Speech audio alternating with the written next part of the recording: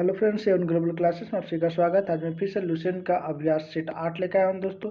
इसमें हम लोग टॉप 50 प्रश्नों का अध्ययन करेंगे।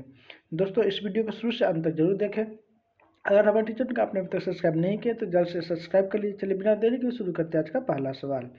आज का पहला सवाल है कि सर्वप्रथम किस समिति ने निर्वाचन आयोग को बहु सदस्य बनाने की सिफारिश की थी? तो इसका सही उत्तर हो जाएगा ऑप्शन सी, संयुक्त संसदीय समिति के द्वारा यह सिफारिश की गई थी। अगला प्रश्न है कि निम्नलिखित में से कौन संघ सरकार के लिए एक सलाहकारी निकाय के रूप में कार्य करता है? तो इसका सही उत्तर हो जाएगा ऑप्शन ए, योजना आयोग। योजना आयोग की जगह अब हो गया नीति आयोग। अगला प्रश्न है कि पॉलिटिक्स ऑफ चरखा नामक पुस्तक किसकी रचना है? तो इसका सही उत्तर हो जाएगा ऑप्शन बी, जेबी कृपलानी का पॉलिटिक्स ऑफ चरखा नामक पुस्तक है। अगला प्रश्न है कि दुल्हस्ती परियोजना किस नदी पर स्थापित है? तो इसका सही उत्तर हो जाएगा ऑप्शन सी, चिनाब नदी पर स्थापित है। अगला प्रश्न है कि मुखौटा नृत्य का संबंध किस से संबंधित है? तो इसका सही उत्तर हो जाएगा कथकली जो नृत्य होता है ये मुखौटा पहन करके नाचा जाता है। अगला प्रश्न है कि रंगोली लोक शैली प्रचलित है? तो इसका सही उत्तर हो जाएगा रंगोली जो है यह महाराष्ट्र के प्रसिद्ध लोक शैली है। अगला प्रश्न है कि पायरोमीटर से क्या नापा जाता है? तो इसका सही उत्तर हो जाएगा ऑप्शन ए, सौर विकिरण को मापने वाले यंत्र को पायरोमीटर कहा जाता है। अगला प्रश्न है कि आइंस्टीन के समीकरण E=mc² में C से क्या तात्पर्य है? तो इसका सही उत्तर हो जाएगा ऑप्शन बी, प्रकाश की गति से। C जो है वो प्रकाश की गति को डिनोट करता है। अगला प्रश्न है कि कृत्रिम उर्वरक में सामान्य रूप से नाइट्रोजन, फास्फोरस और एक तीसरा तत्व कौन सा पाया जाता है? तो इसका सही उत्तर हो जाएगा ऑप्शन सी, पोटेशियम पाया जाता है।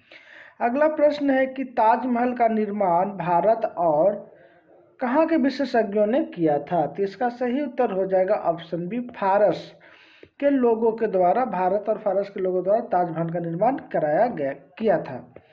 अगला प्रश्न है कि उष्णकटिबंधीय चक्रवात जो फिलीपींस, जापान और चीन में आते हैं उन्हें क्या कहा जाता है? तो इसका सही उत्तर हो जाएगा ऑप्शन बी, प्रचंड बवंडर कहा जाता है। अगला प्रश्न है कि भारत का राष्ट्रपति किसको संबोधित करता है? भारत का राष्ट्रपति किसको संबोधित करके अपना त्याग पत्र अपने हाथ से लिखकर दे सकता है? तो इसका सही उत्तर हो जाएगा ऑप्शन बी, उपराष्ट्रपति को। अगला प्रश्न है कि जब सुभाष चंद्र बोस ने भारतीय राष्ट्रीय कांग्रेस के अध्यक्ष पद से इस्तीफा दिया था तब यह पद किसको प्रस्तावित किया गया था? तो इसका सही उत्तर हो जाएगा option B, doctor Rajendra Prasad को। अगला प्रश्न है कि पक्की मिट्टी से बने हल की प्राकृतिक प्रतिवेदित है? तो इसका सही उत्तर हो जाएगा ऑप्शन ए, बनवाली से प्राप्त हुआ है। यह सिंधु घाटी सभ्यता का एक स्थल है। अगला प्रश्न है कि आर्य सर्वप्रथम किस स्थान में आकर के बसे थे? तो इसका सही उत्तर हो जाएगा ऑप्शन ए, सिंध प्रांत में सबसे पहले आर्य लोग आकर के बसे थे। अगला प्रश्न, निम्नलिखित में से किसका संकलन ऋग्वेद पर आधारित है? तो इसका सही उत्तर हो जाएगा ऑप्शन बी, सामवेद जो है वो सामवेद जो है ऋग्वेद के संकलन पर आधारित है। अगला प्रश्न है कि 23 जून को अंतरिक्ष से लौटी सुनीता विलियम्स ने अंतरिक्ष में सबसे अधिक कितने दिन रहने का विश्व रिकॉर्ड बनाया है? तो इसका सही उत्तर हो जाएगा ऑप्शन सी, 195 दिन तक रहा है। अगला प्रश्न है कि पहले ग्रीष्मकालीन ओलंपिक खेल युवा खेल किस वर्ष आयोजित किए जाएंगे? तो इसका सही उत्तर है ऑप्शन डी, 2012 ईस्वी में। अगला प्रश्न है कि सैन्य सभ्यता के लोग निम्न में से किस धातु से परिचित नहीं थे? तो इसका सही उत्तर हो जाएगा ऑप्शन डी, लोहा से सिंधु घाटी के लोग परिचित नहीं थे। अगला प्रश्न है कि सर्वाधिक प्राचीन वेद ऋग्वेद जिसमें किस चीज का उल्लेख किया गया है? तो इसका सही उत्तर हो जाएगा ईश्वर स्तुति के मंत्र का उल्लेख किया गया है ऋग्वेद में। अगला प्रश्न है कि दक्षिण भारत का प्रसिद्ध कोल्लम का युद्ध हुआ था? तो इसका सही उत्तर हो जाएगा ऑप्शन बी, चोल एवं राष्ट्रकूटों के मध्य हुआ था। अगला सवाल है कि गंधार कला शैली एवं संश्लेषण है? तो इसका सही उत्तर हो जाएगा ऑप्शन डी, भारतीय तथा यूनानी कला का यह संश्लेषण किया गया है। अगला प्रश्न है, कनिष्क की राजधानी कहाँ थी? तो इसका सही उत्तर हो जाएगा ऑप्शन बी, कनिष्क की राजधानी पुरुषपुर या पेशावर थी। अगला प्रश्न है कि चीनी यात्री फहियान निम्नलिखित में किसके शासनकाल में भारत आया था? तो इसका सही उत्तर हो जाएगा ऑप्शन सी, चंद्रगुप्त द्वितीय के शासनकाल में भारत आया था। अगला प्रश्न है कि पृथ्वीराज चौहान के दरबारी कवि का नाम क्या था? तो इसका सही उत्तर हो जाएगा ऑप्शन बी, चंद्रबरदाई जो थे पृथ्वीराज चौहान के दरबारी कवि थे। अगला प्रश्न है कि अलाउद्दीन के बाजार नियंत्रण का निम्न में से कौन सा मुख्य कारण था? तो इसका सही उत्तर हो जाएगा ऑप्शन ए, अपनी सेना की क्षमता के कायम रखना था। अगला प्रश्न है कि दीवान ए रियासत विभाग की स्थापना किस सुल्तान द्वारा की गई थी? दीवान ए रियासत की स्थापना किस सुल्तान द्वारा की गई थी? तो इसका सही उत्तर हो जाएगा ऑप्शन ए, अलाउद्दीन खिलजी के द्वारा किया गया था। अगला प्रश्न है कि मीराबाई समकालीन थी? तो मीराबाई जो थी वो जो है चैतन्य महाप्रभु के समकालीन थी। अगला प्रश्न है कि मुगल काल में सेना का प्रधान निम्न में से कौन था? तो इसका सही उत्तर हो जाएगा ऑप्शन बी, मीर बख्शी था। अगला प्रश्न है कि मराठों को एक शक्ति के रूप में किसने संगठित किया था? तो इसका सही उत्तर हो जाएगा ऑप्शन सी, शिवाजी जो थे वो मराठों को एक शक्ति के रूप में संगठित किया था। अगला प्रश्न है कि वर्ष 1993 ईस्वी में आज़ाद हिंद फौज की अस्तित्व में आई थी कहाँ? तो इसका सही उत्तर हो जाएगा ऑप्शन सी, सिंगापुर में आज़ाद हिंद फौज की गठन किया गया था।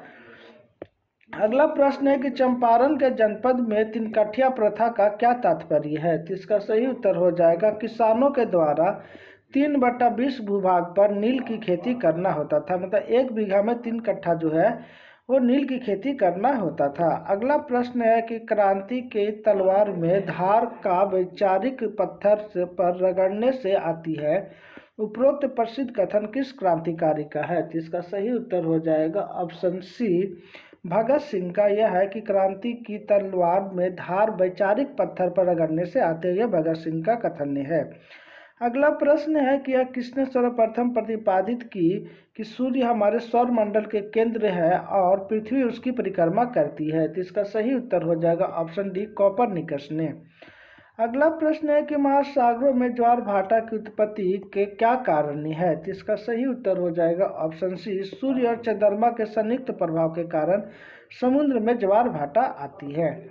अगला प्रश्न है कि निम्न में से किन तिथियों को सूर्य के किरणों विषुवत रेखा पर लंबवत पड़ती है? तो इसका सही उत्तर हो जाएगा ऑप्शन डी, 21 मार्च और 23 सितंबर को सूर्य की किरणें पृथ्वी पर सीधी रेखा में पड़ती है, विषुवत रेखा पर।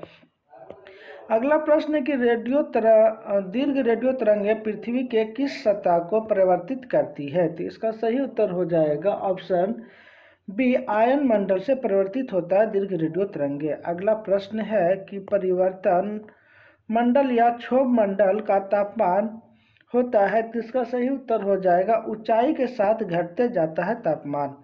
अगला प्रश्न है कि चीड़ के पेड़ सामान्यतः निम्नलिखित जलवायु प्रकारों में से किस एक में पाए जाते हैं? तो इसका सही उत्तर हो जाएगा ये टैग प्रकार के जलवायु में पाए जाते हैं चीड़ के पेड़, या टैग के वनों में चीड़ का पेड़ पाया जाता है। अगला प्रश्न है कि विश्व में एल्युमिनियम का सबसे बड़ा उत्पादक देश कौन सा है?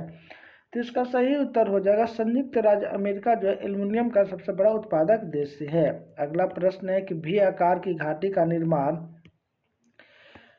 किससे होता है? तो इसका सही उत्तर हो जाएगा ऑप्शन ए, युवा नदी से जो होते हैं उसमें भी आकार के घाटी का निर्माण करता है। अगला प्रश्न है गल्फ स्ट्रीम किस प्रकार की धारा है? तो इसका सही उत्तर हो जाएगा गल्फ स्ट्रीम जो है वो गर्म जलधारा है। अगला प्रश्न है कि जाफना प्रायद्वीप और श्रीलंका के मुख्य भूमि को जोड़ने वाले पास का नाम क्या है?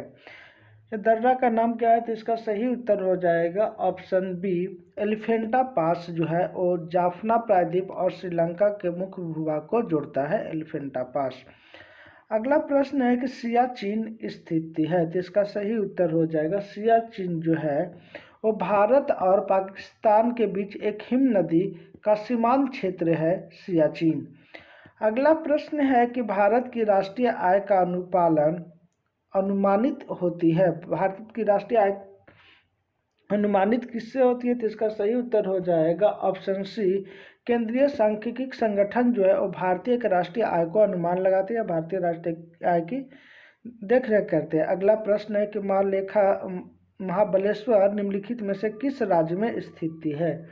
तो इसका सही उत्तर हो जाएगा महाराष्ट्र में महाबलेश्वर की मंदिर स्थित है। अगला प्रश्न है कि भारत के कोरोमंडल तट पर सर्वाधिक वर्षा होती है। तो इसका सही उत्तर हो जाएगा ऑप्शन डी, अक्टूबर नवंबर की माह में जब लौटती मानसून के वक्त कोरोमंडल तट पर सर्वाधिक वर्षा होती है। अगला प्रश्न है कि निम्नलिखित में से कौन सा एक नकदी फसल है? तो इसका सही उत्तर हो जाएगा ऑप्शन डी, रबर जो है एक नकदी फसल है। अगला प्रश्न है कि पंचवर्षीय योजना का अंतिम रूप कौन प्रस्तुत करता है? तो इसका सही उत्तर हो जाएगा ऑप्शन सी, राष्ट्रीय विकास परिषद जो है पंचवर्षीय योजना को अंतिम रूप से प्रस्तुत करता था। अगला प्रश्न है कि विभिन्न मुद्राओं के बारे में दिए गए कथनों में से कौन सा कथन सत्य है? तो इसका सही उत्तर हो जाएगा ये कथन दिया हुआ है कि वह देशी मुद्रा जिसमें शीघ्र पलायन की प्रवृत्ति पाई जाती हो हौनी कहलाती है। तो ये बिल्कुल सही है। ऐसी मुद्रा जो मांग अंतर्राष्ट्रीय बाजार की पूर्ति की तुलना में लगातार अधिक रहती है हार्ड करेंसी कहलाती है। ये गलत है। वह मुद्रा जिसकी मांग अंतर्राष्ट्रीय बाजार की पूर्ति की तुलना में लगातार कमी रहती है उसे हार्ड करेंसी कहते हैं। ये बिल्कुल सही है। तो इसका ऑप्शन ए जो है वो सही हो जाएगा। धन्यवाद दोस्तों, हमारा वीडियो आप लोग को कैसा लगा कमेंट करके जरूर बताएं। दोस्तों अगर हमारे चैनल को आपने अभी तक सब्सक्राइब नहीं किया तो जल्द से सब्सक्राइब कर लीजिए। फिर से मिलता है अगले वीडियो में, तब तक के लिए जय हिंद जय भारत।